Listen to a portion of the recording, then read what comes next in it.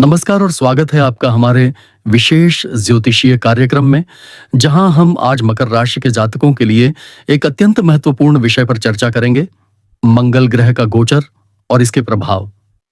यह गोचर न केवल आपकी राशि पर विशेष असर डालेगा, बल्कि आपके जीवन के विविध क्षेत्रों जैसे धन, संपत्ति, करियर, विवाह, पारिवारिक जीवन, मानसिक स्थिति और स्वास्थ्य पर भी इसका गहरा प्रभाव पड़ेगा। इस वीडियो में हम विस्तार से जानेंगे कि मकर राशि के जातकों के लिए यह मंगल गोचर क्या परिवर्तन लेकर आएगा, कौन सी चुनौतियां सामने आ सकती हैं, किन अवसरों को पहचान कर आप अपने जीवन को एक नई दिशा दे सकते हैं और कौन से उपाय इस समय में आपको सफलता दिला सकते हैं। साथ ही हम चर्चा करेंगे ग्रहों की चाल, दशा और अंतर्दशा के गहन प्रभाव पर, जिससे आप इस गोचर के प्रभावों को बेहतर समझ सकें और जीवन में आवश्यक रणनीतियां बना सकें। मकर राशि, जो शनि के अधीन आती है, स्वभाव से गंभीर, परिश्रमी, जिम्मेदार और लक्ष्य के प्रति समर्पित होती है। जब मंगल जैसा तेज और ऊर्जा से भरपूर ग्रह इस राशि में गोचर करता है या मकर से जुड़े भावों में प्रवेश करता है, तो यह स्थिति विशेष रूप से प्रभावशाली बन जाती है, क्योंकि मंगल मकर राशि में उच्च का होता है। यह उच्चता इसकी शक्ति और प्रभाव को कई गुना बढ़ा देती है। यही कारण है कि मकर राशि में मंगल का गोचर व्यक्ति के जीवन में जबरदस्त ऊर्जा, निर्णय क्षमता, साहस और लड़ने की प्रवृत्ति को जागृत करता है। यह समय है जब मकर राशि के जातक अपने जीवन की स्थिरता को ऊर्जावान गति देने के लिए तैयार हो जाएं। अब आइए समझते हैं कि ग्रहों की चाल और विशेष रूप से मंगल का गोचर मकर राशि के किस भाव में हो रहा है और यह किन किन जीवन क्षेत्रों को प्रभावित करेगा। यदि यह गोचर मकर राशि के प्रथम भाव में हो रहा है, तो यह जातक के आत्मविश्वास, स्वास्थ्य, व्यक्तित्व और निर्णय लेने की क्षमता को नई दिशा देगा।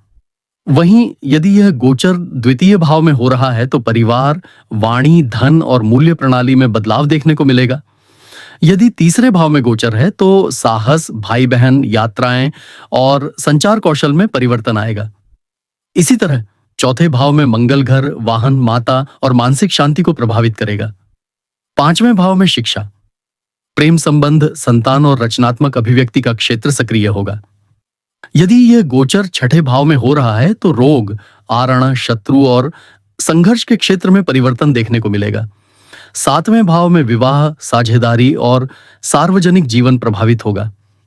आठवें भाव में यह गोचर अचानक परिवर्तन, दुर्घटनाओं, गुप्त ज्ञान और गूढ़ विषयों की ओर प्रवृत्ति बढ़ाएगा। नवम भाव में भाग्य, धर्म, गुरु, लंबी यात्राओं और उच्च शिक्षा पर प्रभाव पड़ेगा। दशम भाव में करियर, सामाजिक प्रतिष्ठा और कार्यस्थल की गतिविधियां तीव्र होंगी। 11वें भाव में लाभ, मित्र और आकांक्षाओं की पूर्ति के अवसर आएंगे। वहीं 12वें भाव में यह गोचर खर्च, विदेश यात्रा, मानसिक उलझनों और त्याग की भावना को जागृत कर सकता है। इस मंगल गोचर के दौरान मकर राशि के जातकों को करियर में विशेष रूप से प्रगति मिल सकती है। अगर आप किसी सरकारी क्षेत्र, पुलिस, सेना, इंजीनियरिंग, टेक्नोलॉजी, मशीनरी, ऊर्जा उत्पादन या प्रोजेक्ट मैनेजमेंट जैसे क्षेत्रों में कार्यरत हैं, तो यह समय आपके लिए बहुत अनुकूल हो सकता है। मंगल की उच्च स्थिति आपके नेतृत्व कौशल को निखारेगी और आपको कठिन से कठिन परियोजनाओं में भी सफलता दिला सकती है। अगर आप व्यापार में हैं, विशेषकर निर्माण, रियल एस्टेट या मेटल इंडस्ट्री से जुड़े हुए हैं, तो यह समय निवेश और विस्तार के लिए अनुकूल है। लेकिन साथ ही यह समय अत्यधिक कार्यभार और तनाव भी ला सकता है, इसलिए मानसिक संतुलन बनाए रखना आवश्यक होगा। अब बात करते हैं धन संपत्ति की। मंगल का गोचर मकर राशि के लिए वित्तीय क्षेत्र में उतार चढ़ाव ला सकता है। यदि आपने पूर्व में कोई निवेश किया है, तो अब उसके फल मिलने की संभावना है। विशेषकर यदि निवेश भूमि, भवन या तकनीकी क्षेत्र से जुड़ा है, तो आपको लाभ प्राप्त हो सकता है।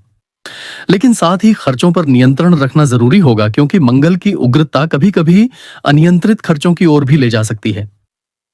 अगर आप लोन लेने या किसी आर्थिक करार में जा रहे हैं, तो दस्तावेजों को अच्छी तरह पढ़ लें और कानूनी सलाह अवश्य लें। विवाह और दांपत्य जीवन की बात करें, तो यह गोचर कुछ हलचलों से भरा रह सकता है। यदि आप पहले से विवाहित हैं, तो आपके जीवन साथी के साथ संबंधों में ऊर्जावान संवाद होगा, लेकिन गुस्से और वाणी की कठोरता से बचना चाहिए। संयमित बातचीत से आप रिश्तों को और मजबूत बना सकते हैं। जो जातक अविवाहित हैं और विवाह की योजना बना रहे हैं, उनके लिए यह गोचर शुभ योग ला सकता है, विशेषकर अगर आपकी कुंडली में दशा और अंतर्दशा मंगल या शुभ ग्रहों की है। यह समय प्रेम संबंधों में भी गंभीरता लाएगा, परंतु अहंकार और अधीरता से दूरी बनाए रखें। अब बात करते हैं स्वास्थ्य की। मंगल का यह गोचर आपकी शारीरिक ऊर्जा को तो बढ़ाएगा, लेकिन साथ ही सिर दर्द, ब्लड प्रेशर, हार्मोनल असंतुलन और चोट चपेट जैसी समस्याओं का भी कारण बन सकता है, विशेषकर यदि आपकी कुंडली में मंगल अशुभ स्थान में है। व्यायाम, संयमित आहार, ध्यान और पर्याप्त नींद आपके लिए सुरक्षा कवच का कार्य करेंगे। इस समय योग, प्राणायाम और शरीर की ऊर्जा को सकारात्मक दिशा देने वाले उपाय अत्यंत लाभकारी सिद्ध होंगे। आइए अब जानते हैं कि इस गोचर से जुड़े कुछ विशेष तिथियां कौन सी होंगी जब आपको विशेष सतर्कता बरतनी चाहिए। यदि मंगल मकर राशि में 1 जुलाई 2025 को प्रवेश करता है और वहां लगभग 45 दिनों तक रहता है, तो अगस्त के मध्य तक इसका प्रभाव रहेगा। 15 जुलाई, 22 जुलाई और 5 अगस्त को चंद्रमा के साथ इसकी युति या दृष्टि हो सकती है, जिससे भावनात्मक अस्थिरता या अचानक निर्णय की स्थिति उत्पन्न हो सकती है। 28 जुलाई को सूर्य के साथ कोण संबंध बनने पर उच्च अधिकारियों से टकराव की संभावना हो सकती है, इसलिए उस समय संयम रखें। अब बात करते हैं कुछ उपायों की जो इस गोचर को और अधिक अनुकूल बना सकते हैं। प्रतिदिन हनुमान चालीसा का पाठ करें और मंगलवार को विशेष रूप से हनुमान जी की पूजा करें। मंगल ग्रह को शांत करने के लिए मसूर की दाल, तांबा, लाल वस्त्र और रक्तदान जैसे मंगलदायी वस्तुओं का दान करें। यदि संभव हो तो अंगारक योग के समय मंगल ग्रह के बीज मंत्र ओम क्रां क्रीं क्रौं सह भौमाय नमः का 108 बार जाप करें। मकर राशि के जातकों को लाल रंग से थोड़ी सावधानी रखनी चाहिए, लेकिन मंगल के प्रभाव को नियंत्रित करने के लिए लाल चंदन का तिलक करना शुभ रहेगा। अब कुछ विशेष सलाह भी जान लें जो इस समय को अधिक सकारात्मक बना सकती है। इस गोचर में धैर्य और अनुशासन ही आपकी सबसे बड़ी शक्ति होगी। किसी भी कार्य को जल्दबाजी में न लें, बल्कि पूरी योजना और रणनीति के साथ आगे बढ़ें। अगर कोई विवाद या कानूनी मामला चल रहा है तो उसमें उग्रता दिखाने की बजाय समझदारी से काम लें। इस समय आपकी नेतृत्व क्षमता में वृद्धि होगी, परंतु यदि आप दूसरों पर अपने विचार थोपने का प्रयास करेंगे तो संबंध बिगड़ सकते हैं, इसलिए सहयोगात्मक दृष्टिकोण अपनाएं। मकर राशि के जातकों के लिए यह समय आत्मनिरीक्षण और आत्मसंयम का भी है। मंगल की उग्रता जहां एक ओर आपको भीतर से साहसी और निर्णायक बना रही है, वहीं यह जल्दबाजी और आवेग का कारण भी बन सकती है। अतः यह बहुत आवश्यक है कि आप आत्मनियंत्रण की दिशा में विशेष ध्यान दें। यदि आप किसी प्रतियोगिता, परीक्षा या साक्षात्कार की तैयारी कर रहे हैं, तो इस समय मेहनत का फल मिलने की पूरी संभावना है। आपकी प्रतिस्पर्धात्मक ऊर्जा उच्च स्तर पर होगी और आप अपने प्रतिस्पर्धियों से आगे निकल सकते हैं। लेकिन इसका यह अर्थ नहीं कि आप अभ्यास में कमी करें। यह समय परिश्रम के साथ साथ बुद्धिमानी से काम लेने का है। परिवार में भी इस गोचर का प्रभाव महसूस किया जा सकता है, विशेषकर यदि मंगल चौथे या 8वें भाव में गोचर कर रहा हो, तो माता के स्वास्थ्य या पारिवारिक संपत्ति से जुड़े विवाद सामने आ सकते हैं। मकर राशि के जातक स्वभाव से व्यावहारिक होते हैं, लेकिन कभी-कभी उनके कठोर स्वभाव से परिवार के सदस्य खुद को उपेक्षित महसूस कर सकते हैं। इसलिए इस समय भावनात्मक समझदारी दिखाते हुए अपने प्रियजनों के साथ सौम्यता से पेश आना अत्यंत आवश्यक होगा। अपने जीवन साथी के साथ समय बिताना, उनकी बातों को सुनना और उनके विचारों का सम्मान करना दाम्पत्य जीवन में संतुलन बनाए रखने का एक मजबूत तरीका होगा। व्यापार और निवेश की दृष्टि से यदि देखा जाए तो यह समय साहसिक निर्णयों का है। यदि आप अपने व्यवसाय को विस्तार देना चाहते हैं, नई शाखा खोलना चाहते हैं या किसी तकनीकी नवाचार में निवेश करना चाहते हैं, तो यह समय विशेष रूप से लाभदायक हो सकता है, बशर्ते आप सही सलाह और पूर्व योजना के आधार पर कदम उठाएं।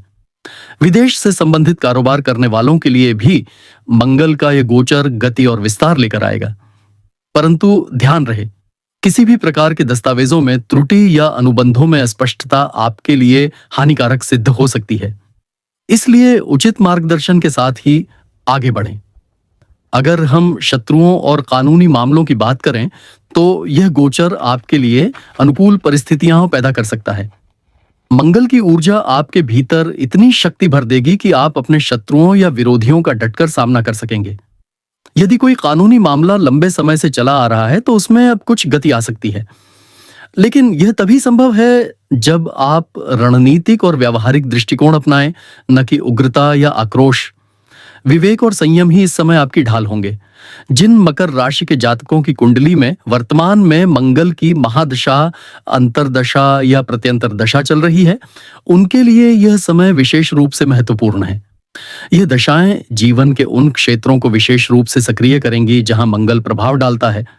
इसलिए यदि आपकी कुंडली में मंगल केंद्र में स्थित है, उच्चिका है या योग कारक है, तो यह गोचर आपके जीवन में अद्भुत बदलाव और उन्नति का मार्ग प्रशस्त करेगा। वहीं यदि मंगल नीच का है या पाप प्रभाव में है तो थोड़ी सावधानी रखना आवश्यक होगा और उपायों का सहारा अवश्य लेना चाहिए। मंगल को शांत और शुभ फलदायक बनाने के लिए मंगलवार का उपवास करें, हनुमान मंदिर जाएं और मसूर की दाल, तांबे के बर्तन और लाल वस्त्र का दान करें। हनुमान जी को सिंदूर चढ़ाना और राम राम का नाम जपना भी अत्यंत शुभ फलदायी रहेगा। ध्यान रखें कि मंगल क्रोध का प्रतिनिधि है, इसलिए गुस्से पर नियंत्रण रखना और संयम रखना अपने आप में ही एक महत्वपूर्ण उपाय है। कुछ विशेष योग जैसे अंगारक योग, मंगल राहु युति, मंगल शनि दृष्टि या युति या मंगल केतु संबंध विशेष रूप से उग्र और घटनाप्रद परिणाम दे सकते हैं। ऐसे योगों के समय अपने स्वास्थ्य संबंधों और कानूनी मामलों में अत्यधिक सावधानी बरतना जरूरी होगा। वाहन चलाते समय विशेष सावधानी रखें, विशेषकर यदि आप रात के समय या लंबी यात्राओं पर निकल रहे हैं। इस मंगल गोचर का समय आपके लिए परिवर्तन का, संघर्ष का और एक नए अवतरण का संकेत दे रहा है। यह समय आपके भीतर की ऊर्जा को बाहर निकालकर आपको अपने कार्य क्षेत्र में पहचान दिला सकता है। बस आवश्यकता है संयम, सूझबूझ और सकारात्मक दृष्टिकोण की। अपने गुस्से को नियंत्रण में रखें और हर निर्णय से पहले थोड़ा रुककर सोचें। यह समय परीक्षा का भी है और पुरस्कार का भी, और आपके कर्म ही तय करेंगे कि आपको कौन सा परिणाम प्राप्त होगा। इस विस्तृत ज्योतिषीय विश्लेषण में हमने मकर राशि के लिए मंगल गोचर के सभी पहलुओं पर गहराई से चर्चा की। ग्रहों की चाल, दशा अंतरदशा का प्रभाव, करियर, धन, विवाह, स्वास्थ्य उपाय और व्यावहारिक सलाह। आशा करते हैं कि यह जानकारी आपके जीवन के मार्गदर्शन में सहायक सिद्ध होगी।